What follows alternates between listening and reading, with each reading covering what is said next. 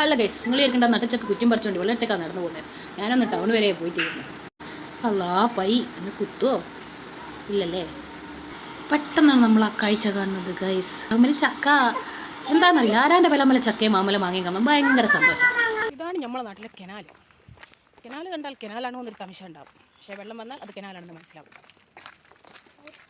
പണ്ട് ചെറിയ തീയിലൂടെ നടന്നു പോകുമ്പോൾ ഈ കുണ്ടിലെല്ലാം വെള്ളം ഉണ്ടാവുക, കയ്യിലെല്ലാം പരള് മീനുണ്ട്, കൈനെ പിടിച്ചോണ്ടിരിക്കും സ്കൂൾ പോക്ക്.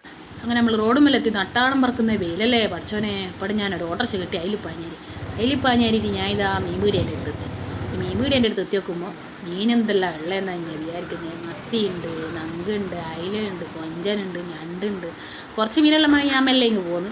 പിന്നെ കുറച്ച് പച്ചക്കറിയെല്ലാം വാങ്ങിയിട്ടുണ്ടേനും അതെല്ലാം വാങ്ങി, എന്തെല്ലോ തട്ടിക്കൂട്ടി അതും ഇതുമെല്ലാം വാങ്ങി. അതുമില്ല മക്കളെ വെയിലത്തൊന്നും നടന്നു പോയെന്നു. അന്നേരം നിങ്ങൾ വിചാരിക്കൂ വണ്ടി എടുത്ത് പോയാൽ പോരെ. എൻ്റെ വണ്ടി എൻ്റെ കാലാട്ടാ.